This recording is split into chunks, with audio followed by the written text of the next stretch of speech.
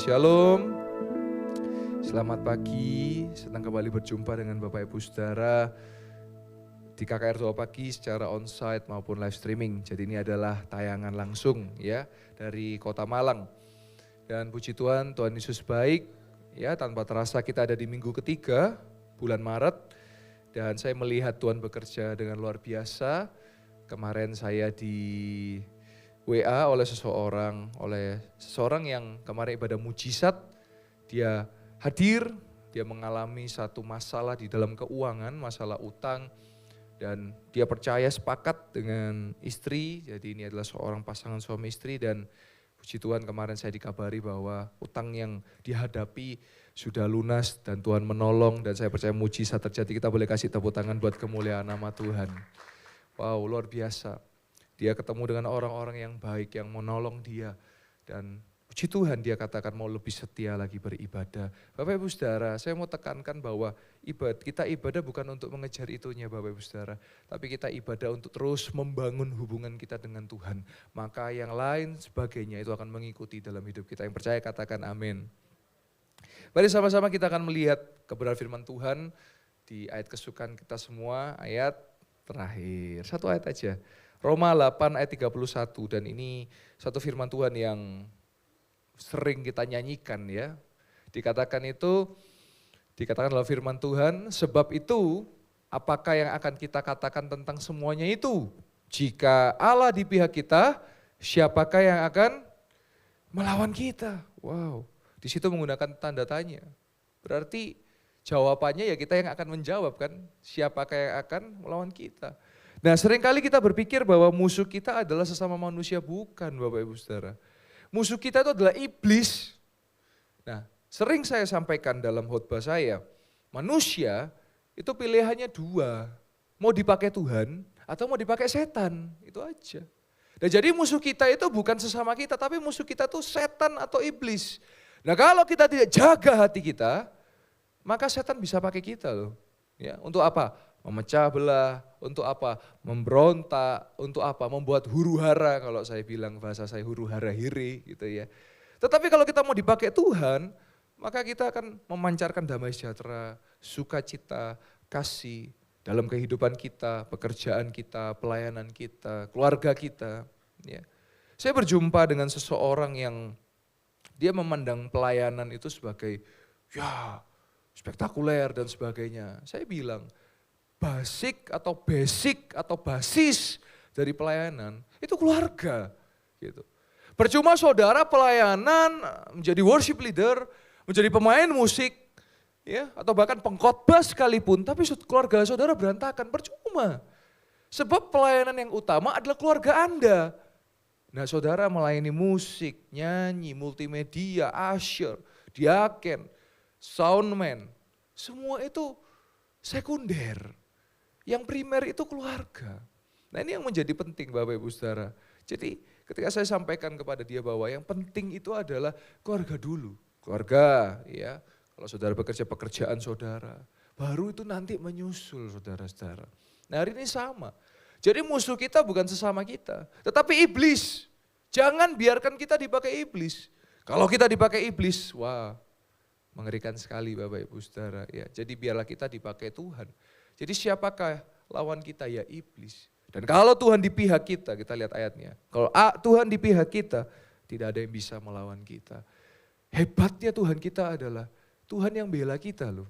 Kita ini ciptaannya, tapi dia mau bela kita. Dan saya percaya kita yang saya maksud adalah orang-orang yang benar dan adalah orang-orang yang percaya. Kalau kita tidak benar, kita tidak percaya, ya gak kira dibela Bapak Ibu. Tetapi dia akan membela orang-orang yang satu, percaya. Dua, yang benar. Jadi hari ini marilah kita menjadi orang yang benar, orang percaya. Bagaimana menjadi orang benar yang suka firman Tuhan? Bagaimana menjadi orang benar yang melakukan firman Tuhan? Bagaimana menjadi orang benar yang selalu memperkatakan dan selalu melakukan firman Tuhan dalam kehidupan sehari-harinya? Maka dari itu saya sampaikan kita rubah budaya kita. Yang biasanya kalau kita ngomong, Pak badan saya sakit ini, saya ganti. Pak saya percaya, saya sudah sembuh, sudah sehat. Loh itu beda saudara. Kalimatnya itu beda dan di situ ada iman. Jadi bukan sekedar kata-kata motivasi tidak. Tapi kata-kata iman. Firman Tuhan berkata apa? Kini yang lemah berkata ku kuat, yang miskin berkata ku kaya. Kalau saudara baca di Yoel 3 ayat 10 dikatakan apa? Yang tidak berdaya berkata aku ini pahlawan. Loh itu Alkitabiah saudara. Jadi kita merubah itu. Oh iya. Loh kalau saudara pikir ya, tak berdaya kok bisa ngomong pahlawan. Loh ya, diketawain orang. Wah gendeng ini, gila ini. Ya kan?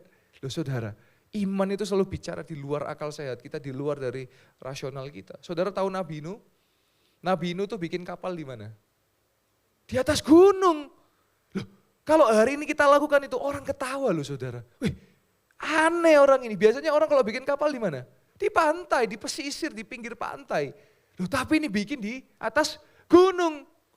Nah, kalau kita relevansikan dengan hari ini, kalau Tuhan kasih sesuatu dan kita lakukan dan bagi orang lain itu dipikir gila, gak usah pedulikan saudara. Karena apa? Karena dengan iman kita percaya bahwa kalau Tuhan yang suruh, Tuhan yang perintahkan, maka dia akan jadikan itu jadi saudara. Katakan amin. Ya saudara. Jadi hari ini lawan kita itu bukan manusia, tapi lawan kita itu adalah iblis yang seringkali menggunakan medianya manusia. Kalau saudara tahu Yudas, ya, Yudas itu jatuh kenapa? Karena dia nggak bisa jaga hatinya. Firman Tuhan dengan jelas apa? Katakan apa? Cinta akan uang adalah akar dari segala kejahatan. Lah Yudas sampai Yesus saya dia jual loh saudara. Karena apa? Karena dia nggak jaga hati. Dan Yesus dijual cuma dengan berapa? 30 keping perak loh. Gila saudara, saya pikir kok bisa dia seperti itu. Karena apa? Karena dia tidak jaga hati. Kalau saudara baca di Injil, Yudas berkali-kali katakan apa? Yudas ini bendahara saudara. Nguntit uangnya, pelayanannya, murid-murid dan Yesus loh saudara. Jadi hati-hati saudara. Kalau saudara tidak jaga hati, iblis bisa merasuk saudara, iblis bisa pakai saudara. Jangan sampai kita dipakai setan, tapi biar kita dipakai Tuhan. Amin. Ya, ini penting sekali saudara. Maka dari itu benar ketika kita kehidupan ini, jangan ada kepahitan, jangan ada kecewa, jangan ada dendam. Kenapa? Kalau saudara pelihara itu, iblis bisa manifestasi itu, bisa memakai itu untuk aksinya lebih kejam. Coba saudara lihat berita-berita. Makanya ini budaya yang kita mesti rubah ya. Kenapa? Karena budaya dunia ini bad news is a good news. Berita buruk adalah kabar baik. Loh, saudara coba lihat berita. Kalau enggak masalah korupsi, masalah pembunuhan. Kalau enggak pembunuhan, perselingkuhan. Loh, coba lihat beritanya. Dan itu terus ditampilkan di headline, di online. Loh iya. Maka dari itu, dari mana kita bisa dapat kabar baik? Ya dari Alkitab saudara. Karena Alkitab itu adalah kabar baik, kabar sukacita. Firman Allah yang menyegarkan kita, yang menyenangkan kita. Dan kalau kita baca berita terus ya takut terus saudara. Rasa takut, aduh nanti tiba-tiba saya ditusuk tengah jalan gimana. Nanti ini gimana ya. Tidak ada sukacita. Tapi firman Tuhan katakan apa? The joy of the Lord is our strength, is my strength. Sukacita daripada Tuhan adalah kekuatan kita. Nah itu saudara. Kemarin saya melihat berita yang sedih sekali bagaimana ada seorang anak laki-laki, mungkin saudara tahu berita ini ya. Karena ditolak, ya, Pak, cintanya ditolak oleh sekeluarga. Jadi oleh orang tua ditolak. Tahu saudara apa yang dilakukan? Dihabisi satu keluarga saudara. Itu ada di berita berapa 1 bulan lalu. Wih, itu loh ya. Kalau dulu katanya cinta ditolak dukun bertindak. Sekarang enggak, cinta ditolak pisau bertindak lah ini. Hari ini saudara, jangan sampai kita dipakai oleh setan, jangan sampai kita diperalat oleh iblis. Kenapa? Penyesalan itu datang belakangan.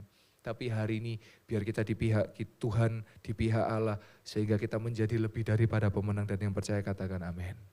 Puji Tuhan.